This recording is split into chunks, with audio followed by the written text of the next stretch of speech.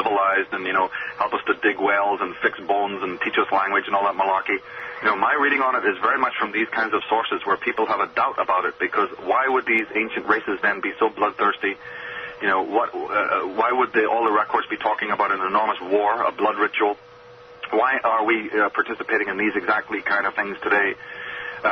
About the movies, you're absolutely correct. Movies like Fifth Element, The Matrix, Stargate, Underworld, Blade, the list goes on, Hellboy, which I really like. There's a lot of movies that contain a lot of information, because I believe that the descendants of these people, who I always advocate are still in control of the world, like to give us updates about what is actually going on. It's just part of their own ritual, that they have to give the sheep, as it were, updates about what is really going on in the occult, behind the theater, the occult underground world. And the movies and advertisements and symbolism is the way they do it. They're not going to come out and say it in words, so one needs to understand some of the symbolism that is being involved and look into this whole picture, because the ancient books have said that these individuals that came here did not want to come here, and they certainly didn't want to stay as long, but they were forced to stay here. There was things that happened where they actually became interned on this planet in a kind of a quarantine-type situation, based on either, some people say the divine force quarantined this planet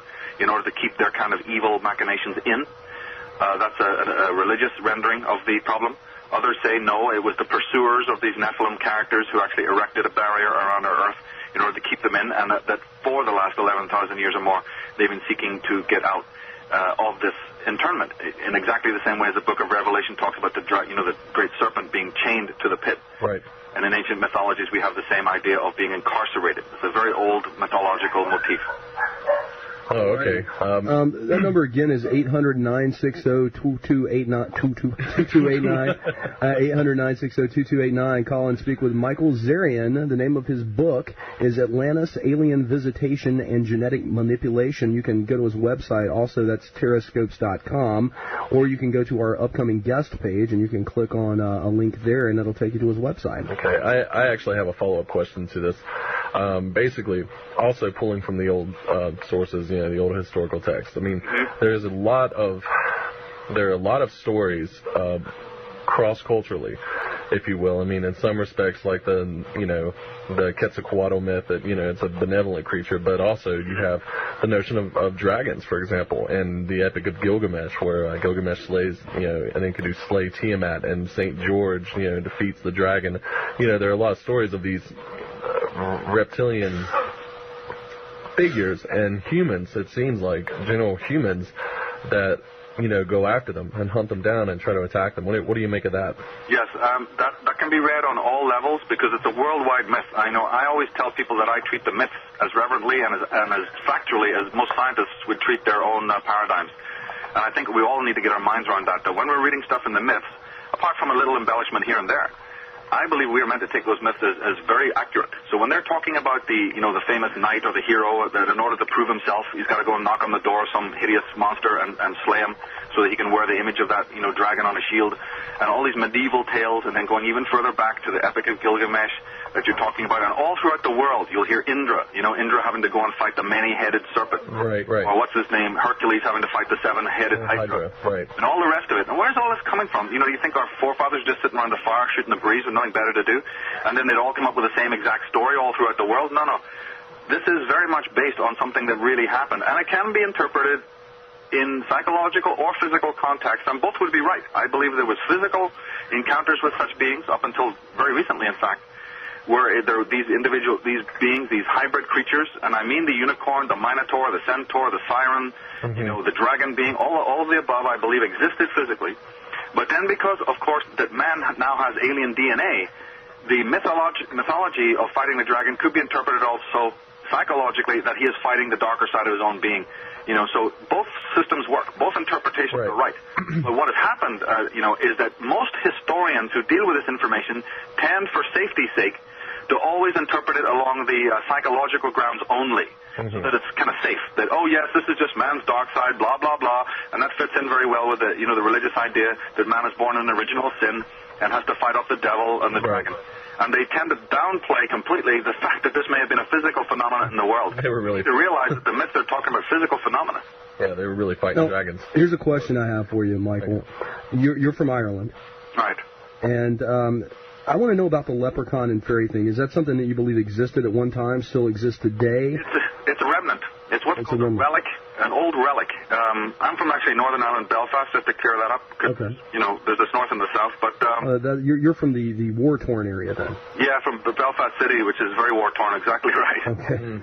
Yeah, which ties in a lot to how I got into all of this stuff. But anyway, to answer your question, yes, these, like the king under the mountain in Scandinavian mythology, the idea of the goblins, the elves, the dwarves. You know, elva is a Scandinavian Swedish word, the elves meaning the white ones or the pure ones or the shining ones.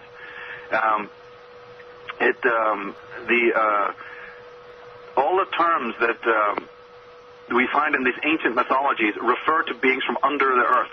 Because what you're talking about now includes the fact that these individuals, these entities or whatever, you can't read about them without also discovering that they're from under the earth, this whole phenomenon of the hollow earth, which plays up very largely in ancient mythology. So yeah, I believe that these individuals did exist. They were either hybrid creatures of the past, and in exactly the same way today as an ordinary mother and father can give birth to a freak, or a two-headed Siamese twin, and all of the above. In fact, I don't know if the world is aware of this, about how common it is that people do, in fact, give birth to very strange-looking children who are then tucked away in the back wards of insane asylums. It's one of the horrific things that we do on this planet.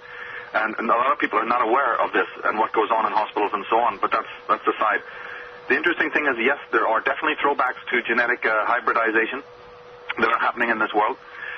There was strange creatures before. They were either totally indigenous to the planet, they may have been the original life forms, or they may have been, in the way Tolkien perhaps says, they are results of the great hybridization processes that happen on this planet.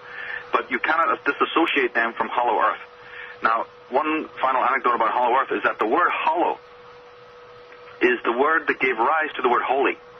So in ancient, when the Christians came along, they would then build their churches and their houses and their palaces and a lot of the state homes over the entrances of these hollow earth sites all over the world, because of course they didn't want people to then go there to pray and go there to listen to the oracle and go there to do their rituals. They wanted to get in the way of that.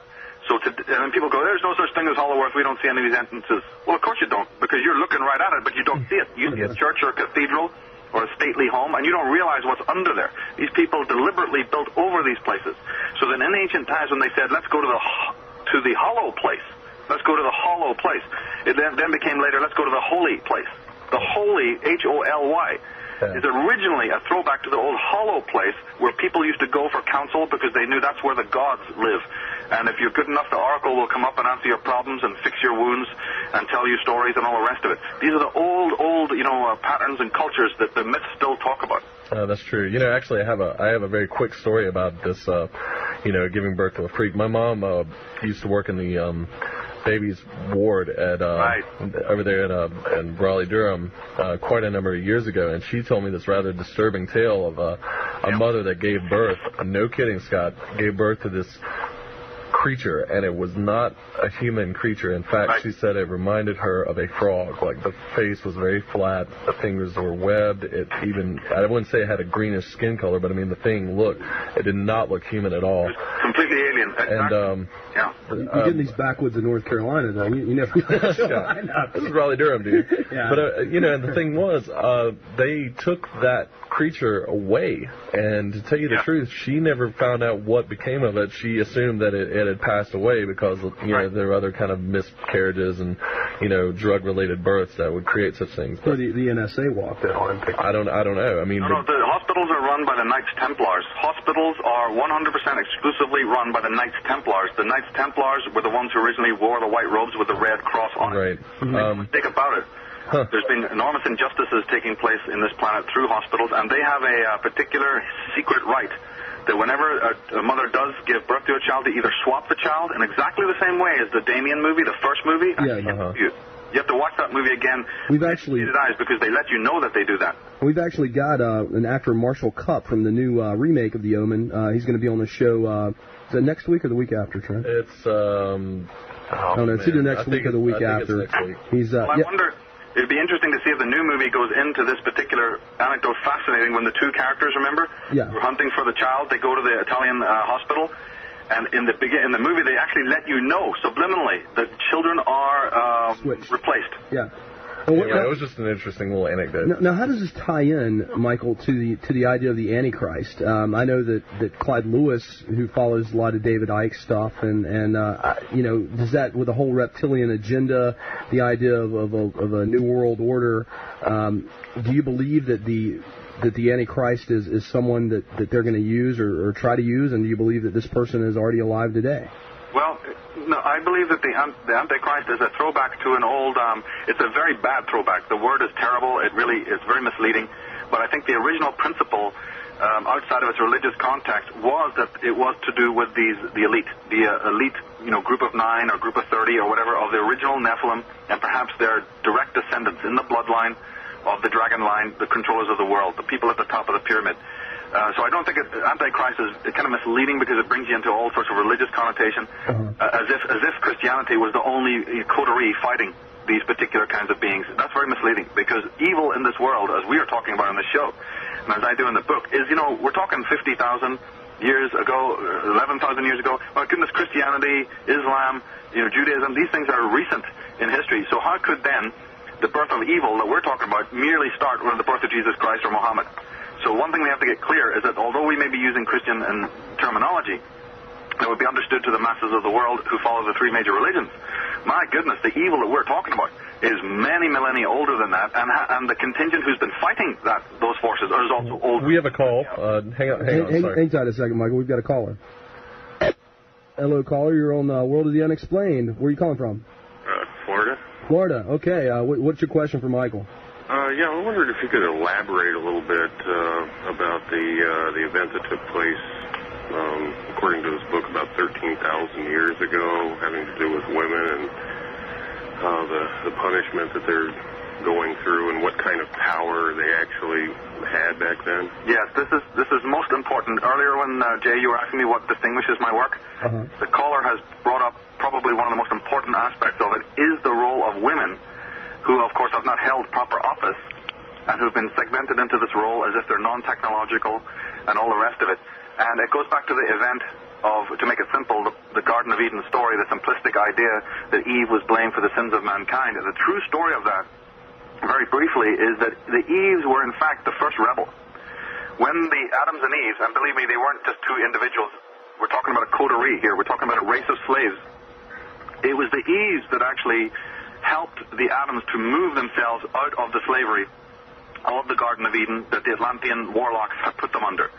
And as part of this rebellion, they actually moved. They actually physically relocated to the continent of Lemuria, which was always a rival continent to Atlantis.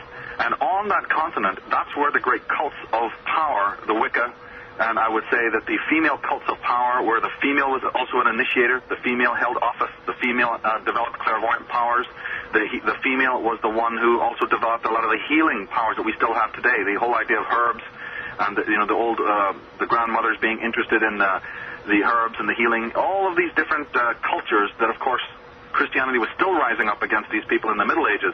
But take this back maybe, 50,000 years ago, or 11,000 years ago, and 30,000 years ago.